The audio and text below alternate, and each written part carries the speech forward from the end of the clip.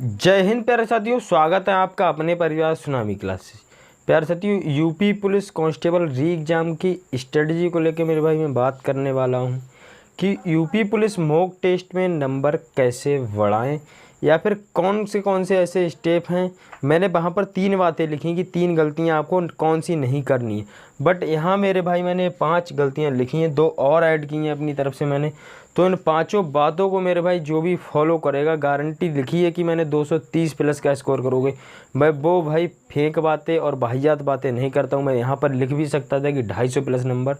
उन वाहियात बातों का मेरे भाई कोई जवाब नहीं था मेरे पास, जो मैं आपको 250 वाला स्कोर ऐसा कुछ फेंक बता देता जिससे कि आप भी डर जाते और मुझे भी बताते हुए शर्म आती।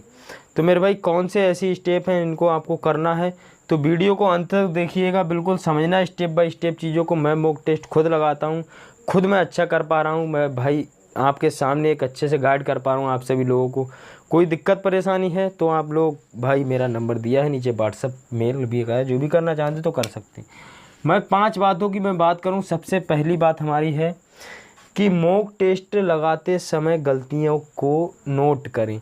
मेरे भाई हम जब कोई मॉक टेस्ट देते हैं तो सबसे बड़ी गलती हम कहाँ पर, सच सच बताना, कमेंट में करके बताना कि कितने लोग मेरे भाई ऐसे हैं जिन्होंने मॉक टेस्ट लगाया और अपनी गलतियों को कभी नोट किया है। कभी नोट किया था? नहीं किया था। ये गलती सबसे बड़ी थी।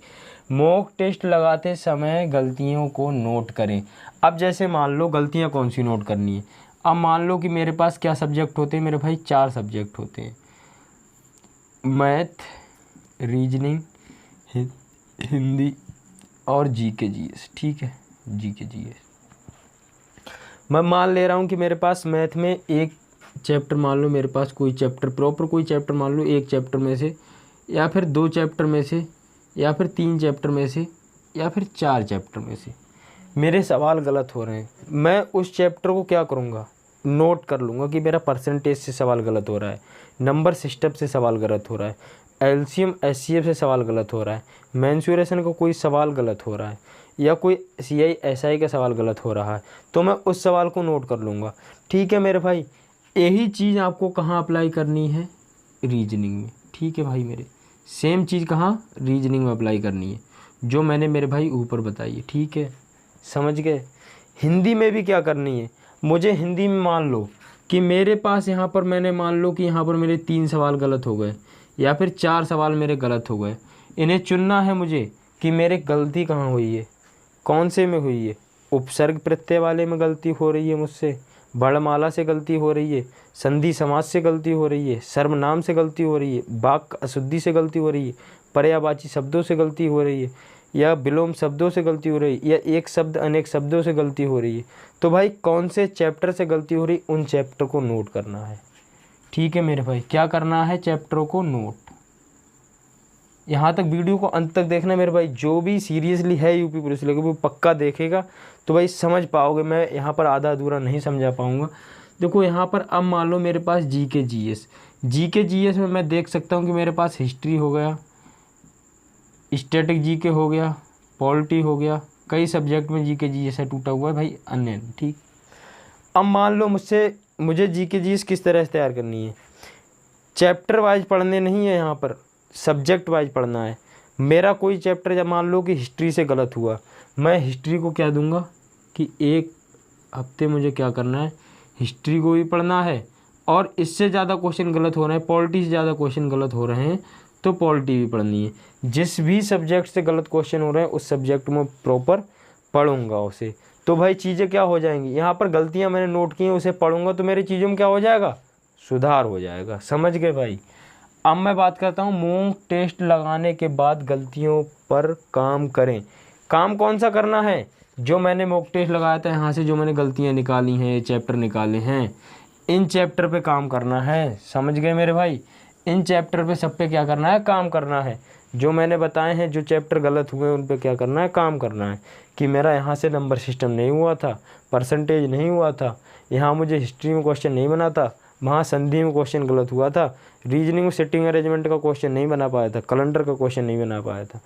तो उस हिसाब से आपको कमांड करनी है सभी चैप्टर्स पर। स्कोर बढ़िया बनेगा भाई मेरे, बढ़िया से बढ़िया बना पाओगे। मॉक टेस्ट दे के देख लेना, गारंटी हूँ मैं, तुम्हारी जो भी कहो वो कह देना, अगर सच में आपका स्कोर ना बढ़े तो मेरे भाई 230 प्लस का कहा है, 230 प्लस ले जाओगे, इतना काम कर लेना, ठीक है। गलतियों पर काम करें, ये वाली जो गलतियाँ हुई हैं इन सब पर काम करें, समझ गए, ठीक है। तीसरी बात है, सभी विषय के नोट्स की थ्योरी अच्छे से तैयार करें। सभी विषय की थ्योरी मेरे भाई क्या करनी है, अच्छे से तैयार करनी है। अब सभी विषय की मान लो कि मेरे पास, मैंने यहाँ पर चैप्टर्स की बात की है, मुझे मान लो कि यहाँ पर 4 सब्जेक्ट में मेरा टूटा हुआ सिलेबस है। 4 सब्जेक्ट में क्या है, मैथ, रीजनिंग, हिंदी और जीके जीएस, ठीक है। अब यहाँ पर मान लो कि मैथ में मैंने 2 चैप्टर बिल्कुल नहीं पढ़े हैं, मैंने मेंसुरेशन नहीं पढ़ा, या कोई परसेंटेज नहीं पढ़ा, या कोई और चैप्टर नहीं पढ़ा, मैंने 2 चैप्टर बिल्कुल पढ़े ही नहीं हैं। अब चैप्टर मैंने 2 नहीं पढ़े तो मैं 2 चैप्टर के सवाल बना पाऊँगा, नेवर, कभी नहीं बना पाऊँगा, क्योंकि मैंने वो चैप्टर की थ्योरी पढ़ी नहीं है। यही मैं बात करूं यहाँ पर रीजनिंग में, यहाँ पर अपने 5 क्वेश्चन छोड़ दिए, मानसिक अभिरुचि छोड़ दी, क्वेश्चन बन जाएंगे, कभी नहीं बनेंगे। कोई सा भी एग्जाम देने बैठ जाओ, कभी क्वेश्चन बना ही नहीं पाओगे।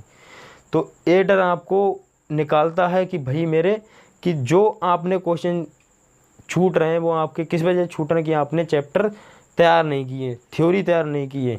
हिंदी में आपने 2 चैप्टर नहीं पढ़े हैं या 4 चैप्टर नहीं पढ़े हैं, 4 चैप्टर नहीं पढ़े, तो आपको क्या है कि आपने जब 4 चैप्टर नहीं पढ़े हैं मेरे भाई, तो आप इन 4 चैप्टर को नहीं पढ़ेंगे ना, तो ये 4 ही चैप्टर आपके लिए सिलेक्शन में रोकने के लिए, मॉक टेस्ट में कम स्कोर कराने के लिए काफ़ी हैं, क्योंकि यहाँ से 4 चैप्टर से 4-5 क्वेश्चन आएंगे जो कि 8 नंबर के बराबर हो जाते हैं, और ऊपर से नेगेटिव मार्किंग में भी ले जाएंगे अगर आपने उन पर तुक्का लगाया तो।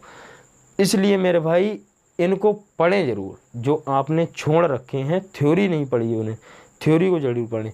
जीके जीएस की भाई मेरे, कोई आपने हिस्ट्री, पॉलिटी या कोई भी आपका स्टैटिक जीके या करंट अफेयर नहीं पढ़ा है, या इकोनॉमिक्स हुआ, या फिर आपका भाई मेरे इकोनॉमिक्स हुआ, साइंस हुआ, एनवायरनमेंट हुआ, या अदर कोई भी आपने नहीं पढ़ा जो कि आता है, तो वो उसे अच्छे से तैयार करें, ठीक है। जल्द ही जीके जीएस की स्ट्रेटजी को लेकर एक वीडियो आने वाला है, पहले एक वीडियो में डाल चुका हूँ, जिसने नहीं देखा वो देख लेना। चैनल पे नए हो तो सब्सक्राइब कर लेना, एकदम ऐसी ही वीडियो मिलती है। गर्मी ज़्यादा है, पसीना आ रहा है, तो उससे कोई दिक्कत नहीं है। चीज़ों को समझना भाई मेरे, मैं आपको केवल गाइड कर रहा हूँ, तो भाई ये मत समझना कि भाई तुम्हें मलूक सा कोई मैम हो यहाँ पर, कोई एक आपकी तरह एक आम ही इंसान हूँ मैं। अब देखो यहाँ से आपने तैयार कर लिया, जो समझ गए होंगे। अब देखो यहाँ से क्या है, जिस भी चैप्टर या टॉपिक में गलती हो तो उसे सुधार अवश्य करें। जिस भी चैप्टर या टॉपिक में गलती हो तो उसे सुधार, वापस लौट फिर के वही बातें आ रही हैं। अब भाई मेरे, जिस भी चैप्टर या टॉपिक में गलती हो उसे सुधार अवश्य करें। हम करते क्या हैं कि हमें गलती तो होती है, हम क्या कहते हैं, अरे इस बार ये तो थोड़ी सी गलती हुई है मुझसे, मैं अगले चल के सुधार लूँगा, मगर सुधारते नहीं है। हम क्या कहते हैं कि अरे थोड़ी सी गलती हुई, सुधार लूँगा। बट करना क्या है, मुझसे अगर गलती हुई, मुझसे मान लो कि यहाँ पर मुझ पर जीके जीएस में हिस्ट्री से क्वेश्चन नहीं बना, ठीक है, हिस्ट्री से क्वेश्चन नहीं बना, मैथ में मान लो मुझसे सीआई का क्वेश्चन नहीं बना, रीजनिंग में मान लो मुझसे कैलेंडर का क्वेश्चन नहीं बना, हिंदी में मान लो मुझसे पर्यायवाची का क्वेश्चन नहीं बना। अब मैंने क्या किया कि अरे मैंने तो हिस्ट्री पढ़ रखी है, मैं अपने तौके में आ गया। अब मैंने पढ़ रखी तो भाई मैं क्यों पढ़ूंगा, अगली बार बन जाएगा। अरे ये तो मैंने नहीं पढ़ा, मैंने बुद्ध धर्म के बारे में नहीं पढ़ा था, मैंने दिल्ली सल्तनत नहीं पढ़ी थी, अरे थोड़ी थोड़ी गलती हुई है, यहाँ से पढ़ा हुआ तो था यार, या खिलजी वंश से नहीं पढ़ा था दिल्ली सल्तनत में। तो यहाँ पर आपको ये एक्सक्यूज नहीं देने हैं कि नहीं पढ़ूंगा या फिर अगली बार में पढ़ दूंगा। वीडियो थोड़ा लंबा हो रहा है मैं जान रहा हूँ, बट देखो अंत तक पूरी बात बता रहा हूँ, ठीक है भाई। तो यहाँ पर मैं क्या करूँगा, इन चैप्टर्स को पढ़ूंगा, चाहे भले मेरी एक गलती छोटी सही चाहे बड़ी सही, इन सभी चैप्टरों को क्या करूँगा, पढ़ूंगा मैं, ठीक है भाई। पढ़ूंगा तो सुधार अवश्य होगा, ठीक है। अब अगले 5वीं बात है, देखो बहुत इम्पोर्टेंट बात है, वेरी वेरी इम्पोर्टेंट, जो आज के नौटंकी टीचरों की ये भाई खूबी बन गई है कि हफ्ते में एक ऑफलाइन मॉक अवश्य दें। ऑफलाइन मॉक का मतलब क्या होता है, कहीं भी किताब वगैरह परचेस करके ले आना, प्रैक्टिस सेट के नाम से आती हो, कोई सी भी ले आना जो आपको अच्छी लगे, जिसका आपको मलूक ज़्यादा अच्छा लगता है, मलूक ज़्यादा अच्छी लगता है, उसके ले आना, क्योंकि पेड प्रमोशन नहीं है, ठीक है भाई।